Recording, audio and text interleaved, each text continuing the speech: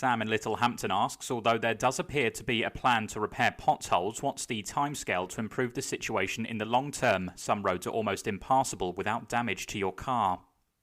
Yeah, thank you, Sam, for that question. Look, we know potholes are hugely frustrating for all road users, and our highways team have continued to work really hard in addressing these.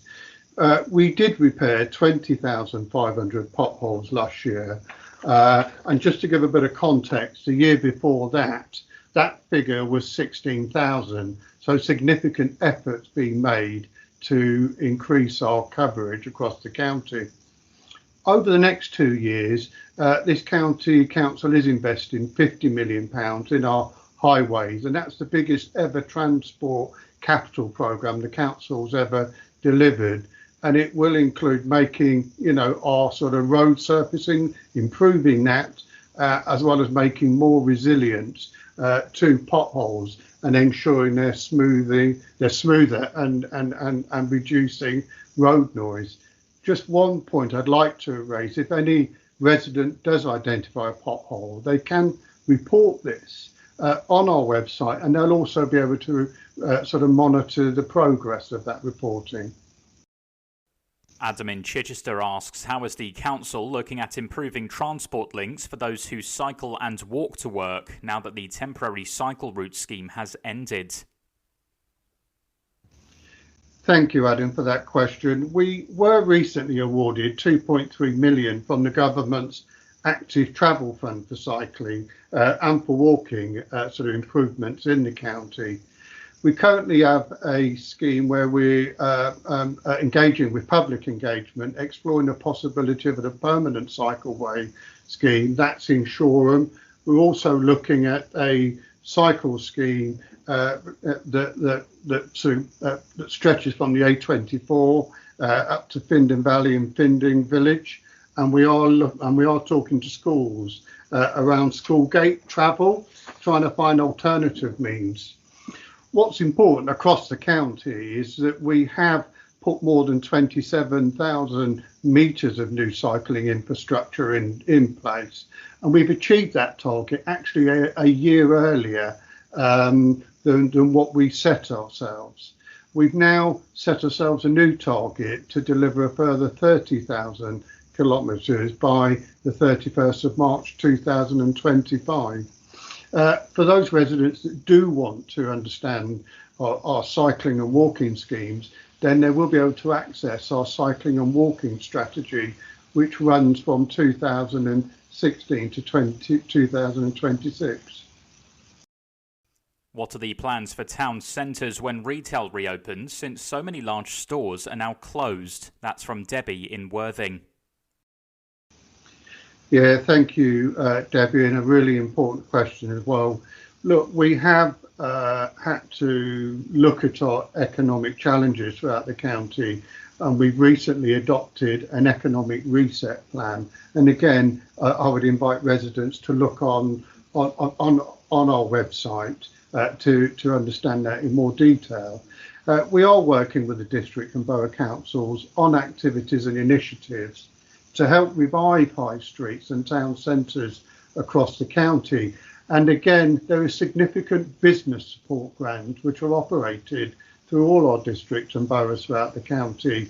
And I would urge any business owner, if they haven't made an application for this support grant schemes, to do so. Absolutely important. Our focus really is on sectors hardest hit, and that includes sort of retail.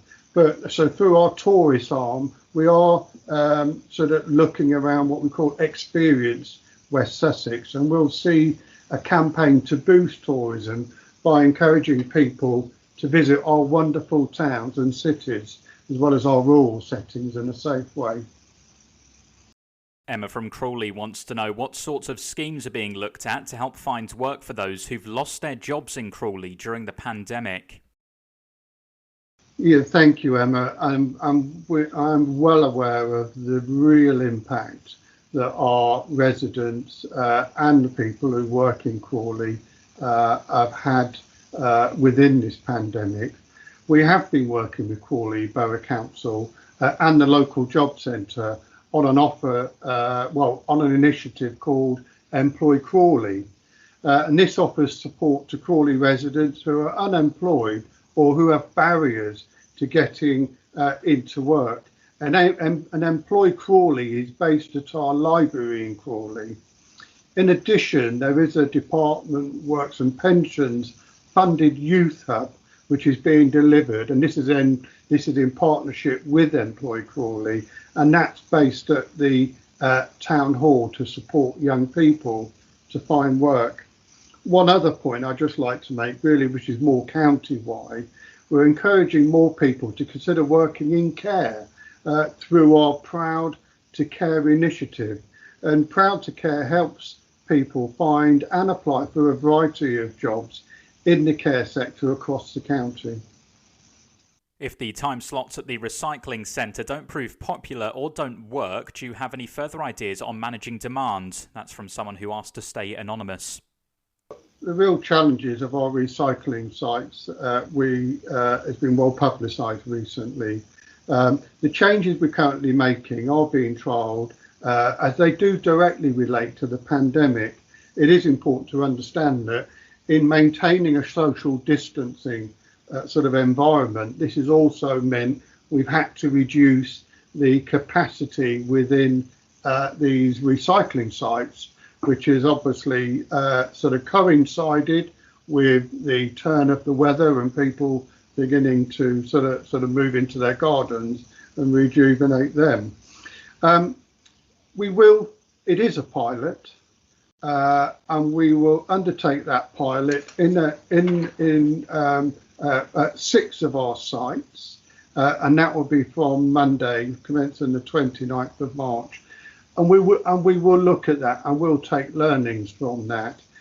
One of the challenges we have is the demand for these sites with the reduced capacity, and clearly the police are very concerned about the queues moving into the highways.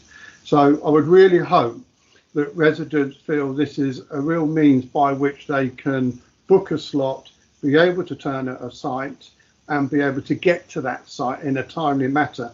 Recently, I went to my own local site of Horsham, and it took me 60 minutes once I got past the barrier to get to the actual site where I can dispose of my goods. So this is a real issue for us all, but we'll look at the pilot study and we'll learn from that. Fly tipping is becoming an increasing issue in the area. Often the Bostel Road between Worthing and Stenning is strewn with commercial litter, blighting the landscape. How can this be stopped, asks Mark from Worthing. Yeah, thank you, Mark. And I do know the area you're referring to very well. This is clearly an issue right across the county. Fly tipping's been on the increase nationally in recent years, and it's both criminal and antisocial, and there is no excuse for fly tipping. Large-scale fly tipping is usually carried out by rogue traders and other criminals, and fly tippers risk large fines or imprisonment, and we'll be here to support everyone who sort of reports this. It is important to note that when residents do use waste, they do use companies to remove their waste, to really check that that local trader has a waste carrier licence in order to dispose of their goods sort of appropriately. We know this is an important issue, and we are working with our district and boroughs councils on a campaign around fly tipping. And Graham from Climping wants to know, will the work of the community hub continue following the pandemic, and what sorts of services are they looking to keep offering? Yes, thank you, Graham. The community hub is and continues to be in place and will continue to be in place as we come out of this lockdown. It has helped many people across the county over the last year, and that number is circa 40,000 of our critically extremely vulnerable residents. And it will continue to offer a range of practical support and advice as we emerge from the lockdown, and certainly as we enter the next phase of the roadmap to recovery. And just to give a bit of insight, typically that service support is one, critical advice that our residents need.